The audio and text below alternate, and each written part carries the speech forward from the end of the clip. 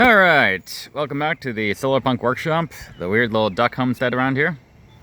And we're just going to go through and do a little video touring the homestead real quick. This is year 1 of documenting it. This is like year 2 or 3. Well, this is a year. It's 2026. Yeah. We'll go with that one. But this is the 5th year we've had the property. It's like 3rd or 4th year of me really working on the garden. Update video. Yep. We're updating everything we worked on. So, let's do a little tour around. The dog is going to go bark at someone over there. And we'll show you what we're working on. Well, the first thing here, we have the pergola that is doing really well over time. We've got quite a few kiwi plants that are in their 2nd year. And we've got all 4 corners of them. Over here we have either fool's gold hops or something else, I don't remember quite what. And cascade hops, which these things take off really well. As you can see, we've already getting a couple of these hop florets here, which are looking pretty good. And whenever they, just at the peak of summer, we're going to throw them in the freezer, and they make for good aromatics, and you can just throw them in beer when they're frozen. Well, they can grow here. They're best usually grown in northern climates like Oregon and Washington. Yep. Okay. If you're in those areas and want to grow your own house.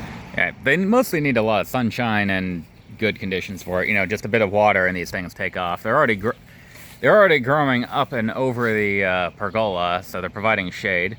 Also nabbed the couch for free. And over here is our passive cooling solution. When the sun is shining, it's pretty late in the day, so it's not, the water circulates over here and cools down the area a little bit. It's not perfect, but it does help, if I can get the dog to stop drinking it. Okay, over here we have the herb wall. I believe that's fennel, sage.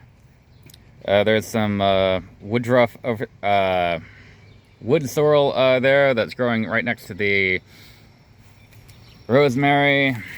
This is a couple of different oregano varieties that are growing up pretty tall. A couple of bee balm varieties that just took off.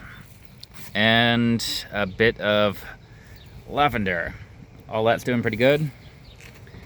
Had some maypops that were growing last year, but we had a whole bunch of late frosts after a really warm winter that managed to kill off a lot of things, so I don't think they're coming back this year. But I might try them again. Okay, apple trees.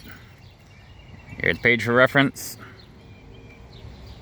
They're getting tall. These are probably about, what do you think, Paige? Maybe 12 foot tall, maybe 13, 14? About even 15. Maybe. I mean, here's the top of the house. They're about the same height as that, so. But that's what we want. Just growing a little scraggly, so I'll probably trim them down next year a little bit. But this is our Granny Smith. A Honeycrisp I'm still trying to get rid of through the mutual aid group. My pink lady over here, and over there on the very end is a Golden Delicious. Over here, you can see we have raspberries that have propagated pretty much everywhere. If I can just get this trumpet vine to stop growing up the side of everything, you'll see that we have raspberries growing pretty much everywhere. I'll do this line first, Paige. Yep, they've gone feral after years of me not picking them. Yeah, they've just been dropped all over the place. So now I've got raspberry hedge pretty much everywhere, which is a good problem to have. If I can get rid of the other hedge fast enough for it to grow in. Cherry trees. This one's what, probably 12 foot on the dot? Yep, it's a black tartan cherry. It's doing well. Although I think that those late frosts killed all the buds on them, so we don't have any blossoms, so no cherries. Oh well. Some more blackberry. Another cherry tree, the Stark Crimson. This one's probably just at about 12, but it's growing out broader. I think next year, provided we don't get a whole bunch of late frost, we'll be doing good. Over here is a new addition. I've been trying to add more and more native plants, as well as a whole bunch of herbal variety plants, medicinal plants. And this is a native Missouri Ozark Witch hazel? Witch hazel, yeah. It'll turn bright orange in fall. Provided we can get to survive this year, that is. I think it's doing pretty good considering everything that's been through. Yep. And I think, I agree. It's doing pretty good at the moment. Okay, more blackberry over there. Another one of our Home Depot cherry trees. Same problem as the last ones. It's not producing anything. I don't think any of our prunus fruit are producing, with the exception of the, not the prunus domestica, the... Plums? One of the plum trees. Which one? The ancient one. Damson. Blue damson. That one's producing. More hedge over here. Mulberries that are coming in well. Mulberries always do a little bit alright, no matter what. Well, this is a new addition I'm excited about. Yep. This is the shade garden. It's a little bit downwind of the where the sump pump is going out over here. And over here, Paige has begun growing some mushrooms out of logs. So these would be shiitake mushrooms. They usually do well in hardwoods like oak or hickory. But what you do is you inoculate some wood plugs. You can find them at Home Depot. How about you? They're... You want to pick one up? Sure. Show them. Ugh. A little heavy. All right, go ahead. So, like I said, they grow in hardwoods. These are oaks, and you can find them scrap wood, but they gotta be freshly cut. You can't use like year-old wood that's been rotted out. You drill holes about 2 inches deep, or as deep as your inoculated plugs would be, and you can inoculate them with wax. Not the wax, with the fungus, the mushroom spawn. Okay. So then you just put the plugs in and you cover thumb over it with wax. Wax or even like petroleum jelly or something like that. Beeswax would All right. be the best thing. It usually takes about a year for them to go. But we did these, I want to say early March. Yep. So this time next year we should have a whole bunch of mushrooms for you. Yep.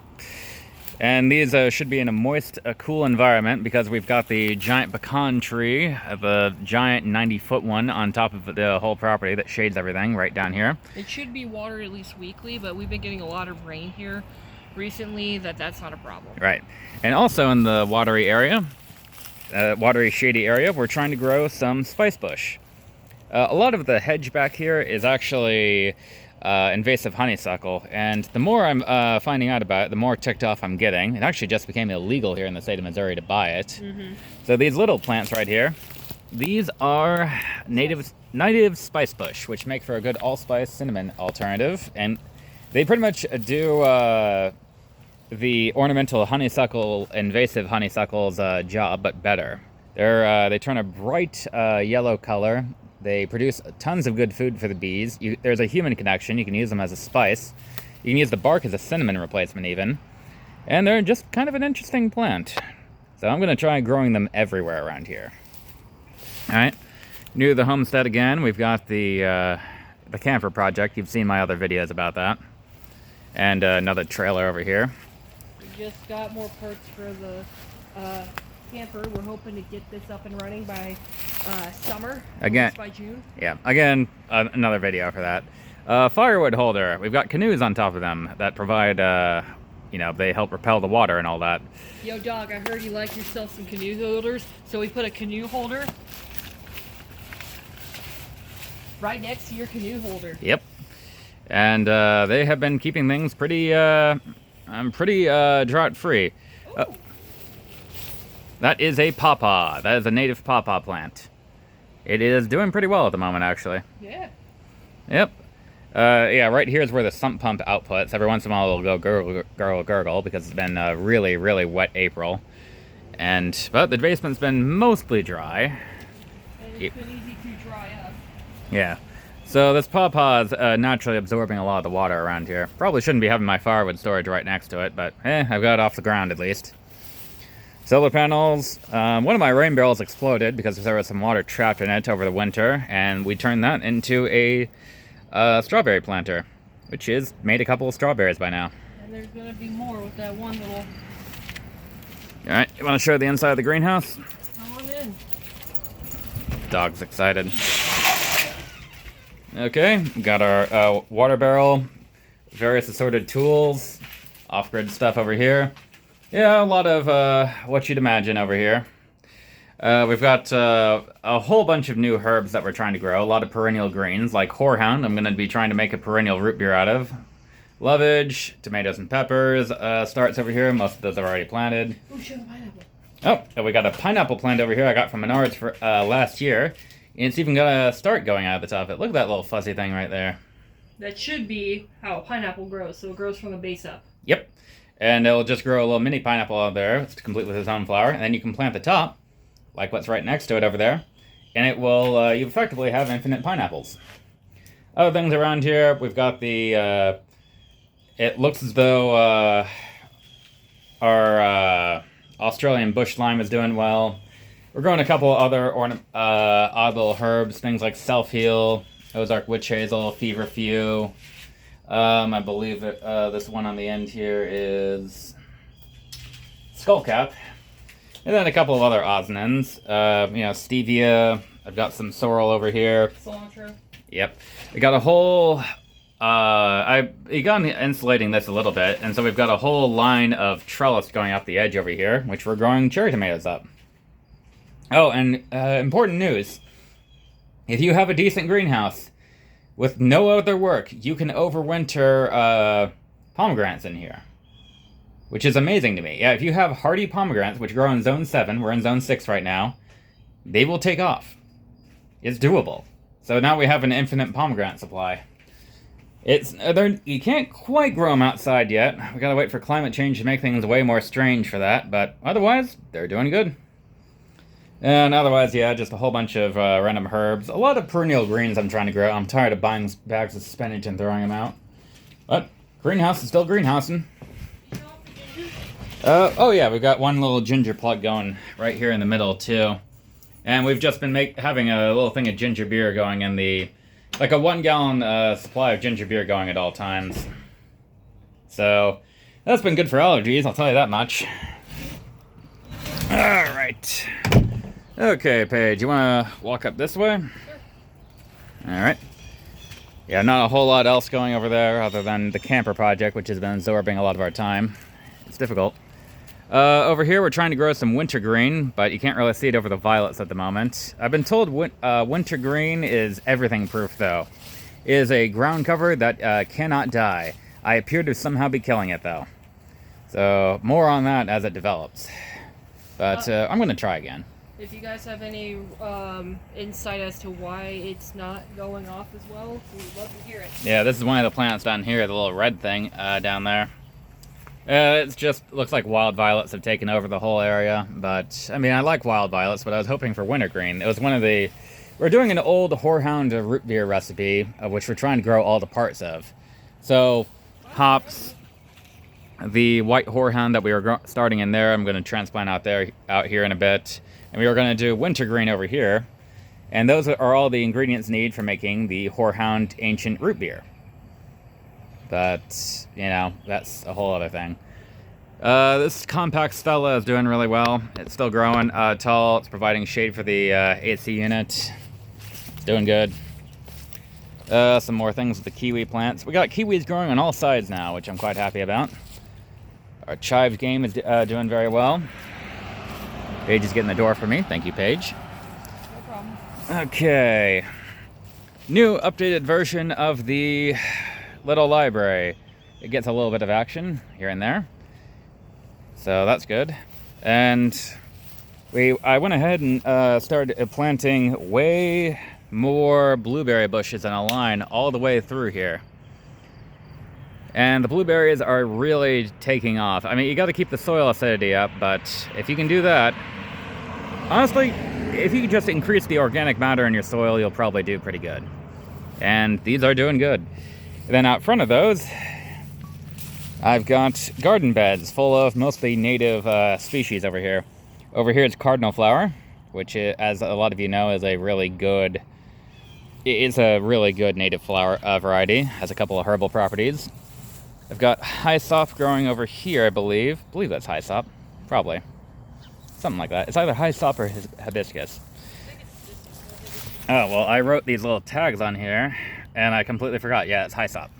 Hibiscus is the what's the really pretty flower we're growing over in the line with these blueberries? Rose of Sharon. That's a hibiscus variety. Beautyberry over here. Another thing that does the job of invasive honeysuckle better. But yeah, if you want to grow something that's not invasive honeysuckle, beautyberry or spicebush, great for it. More blueberries, more blueberries, more blueberries. Really nice blueberries. Over here we've got some rose mallow that's growing. That's it overwintered well.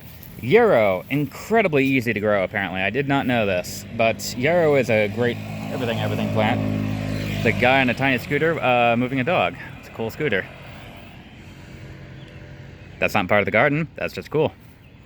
Anyway, yeah, yarrow is really easy to grow.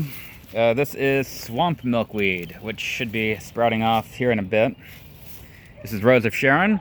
You need to grow hibiscus. Here's a prettier version of it, although it can get a little invasive, I've been told.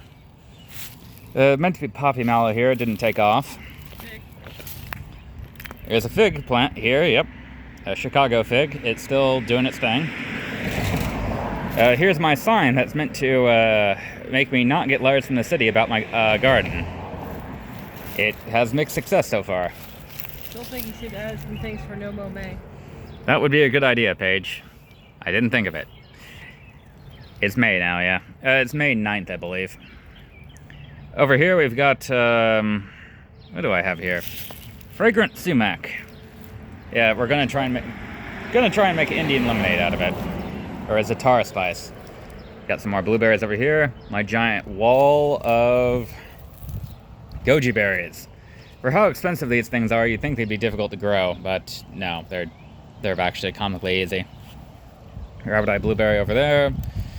It's kind of even, the goji berries are even spread out of their containment. They were supposed to be up here, but you can see them coming up to our other areas and mixing with our mints. Yeah, they're they're a little bit invasive. I've been giving them the plants away to everyone who wants them, and that's been a pretty good way of containing them. But otherwise, you know, just zap them with the weed whacker if they start to get out of sight. Other Rose of Sharon, other blueberry. It turns out thyme works really well with blueberries. This creeping thyme is a great companion plant. Over here, Blazing Star, which is a really, really good native flower variety. What did I grow here? Orange butterfly flower. Turns out this false indigo is really, really easy to grow. It looks nice. You can turn it into a dye.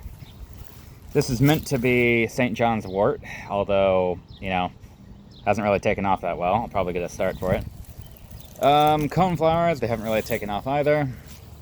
And here is our Japanese plum. Great plant. Love this little plant. Unfortunately, that frost killed all of its flowers right as they started going, so that happens. Other than that, here's our little Honeycrisp apple tree, dwarf variety, just meant to shade it out a little bit, and some chives around along with some other wildflowers. Other than that, here's Matt going off in his golf cart. Good for him. Got some wild grapes growing around here. Our other Japanese plum. Guess what the problem is with this one? The same one. Yep, late frost kill things on Japanese plums left and right. I didn't know about that until I planted them. But I saw plums and I got excited. So that happens. Here's our plum that is doing well. This is the blue damson plum. It's actually producing a few at the moment. And it is finally getting tall and growing to its right size. How wonderful. Peaches. Unfortunately, same problem as all the other prunus fruit. Which is very disappointing. At least we're getting a couple of apples and, you know, a few other things here, but I don't know. I've got a ton of cherries, a ton of peaches, a ton of plums. I'd like to have a couple of them this year. That just isn't in the cards. Here's the big garden. We'll get to that in a minute. There's Paige swatting a couple of insects in the background. Couple of other recent additions over here. You can tell we've got a couple of grape vines here. Paige's mimosa tree, which is still going. This one over here, next to this door that don't pay any attention to the door. This is meant to be... it's meant to be our schzuan peppertree, which can grow in zone 6. Problem is that late frost killed it. So I'm going to get a new plant, overwinter it in the greenhouse, and try again with it. But seriously, for like 1 or 2 ounces of the spices for this are over at our local spice place are, what, $5-6? So I'm going to start growing that, and Paige is quite a fan of that type of spice, so it's quite the priority around here. You like it too? Yeah, I do. All right, let's go in here. Over here, we've got apios americana, the American groundnut, growing up the fence over here. It does grow in a lot of conditions, and it turns out it took off from last year. So that's growing up, and it's almost as tall as me as of late May, which I'm quite happy about. I want this to expand as much as the sunchokes because it's a really good protein crop. But we'll have to see how that goes. Over past the laundry line, we've got some of my shade bushes over here. I've got a line of 3 different types of elderberries, which, you know, they're elderberries. They grow in the shade of black walnut, which is my main concern over here. And they grow with, they're a dual medicine food plant, so it makes sense for me to be trying to grow them. Not much going on over by the rabbit area at the moment. The rabbit area that used to contain ducks. I missed them. One new tree, though. This one is a native hazelnut, which is actually doing pretty good. Yeah. There was one guy around the Kansas City area who was selling native trees for, and was giving the first 2 away for free. And then everyone after that was $5. But he got them for 99 cents from by ordering them in bulk from the Missouri Department of Conservation. It was a really good idea, I thought. So I bought quite a few from him. And of those, the elderberry and the hazelnut took off pretty well. Anyway, here's my other hazelnut. This is a Jefferson hazelnut, a modern variety. It's doing pretty good. This year, I don't have much in the way of stone fruit, but I do have currants. This is a gooseberry bush, only 1 or 2 years old. It is looking good. And honestly, it's getting really ripe at the moment, too. Look at this. It just did fantastic and with all this rain. Completely covered in gooseberries. We could make a pie out of this single bush. And this one's doing pretty well, too. Okay. This is Paige's pie garden, by the way. Hazelnuts, gooseberries, believe red currants? Yeah, that sounds right. These are black and raspberries. Everyone's speeding at the moment. They're flowering out. They've got a couple of starts going. They're doing good. These are black currants. I think they're called like justaberries. Mr. and Mrs. Honeyberry. They had a rough start to the year. And some more blueberries. Don't really know why they're not taking off like the ones over there, but oh well. And then we've got Turnip Head doing his turnip head things. Alright. As far as perennial plants in the main garden beds, well, we got a couple of success stories, but a lot of failures too. So, Paige's Three Sisters project didn't really pan out. We've got a couple of other random starts of things like pumpkins and corn and other things that have just made it to the next year, but it's not really fantastic. Did find out that apparently some of our carrots went feral. Over here, this is Queen Anne's lace, apparently. We thought it was hemlock at first. I was researching it in the middle of that, and then Paige just randomly started eating it because she was pretty sure it was carrot. It did not kill her, so we confirmed it was carrot. And this is just growing all across the yard right now. And over here, this thing that looks like sunchokes is sunchokes. Yeah, they're completely you don't need to worry about these at all. You plant them once and they just keep going forever. I didn't really do any work at all for them. Another one I've done no work for, walking onions. You can even see them over here. Look at them, they're already trying to walk out. So yeah, these heads get massive and then they fall over and they start walking from place to place. making new shoots as they go. Weird little things, but they're real easy onions to grow. And you can see I've even got the rest of the bed is starting to fill up with them. So walking onions was a really good success. I do alliums really well in this garden, so I'm thinking about doing some elephant garlic over there too, which is a couple of varieties of it are kind of perennial. That should go well.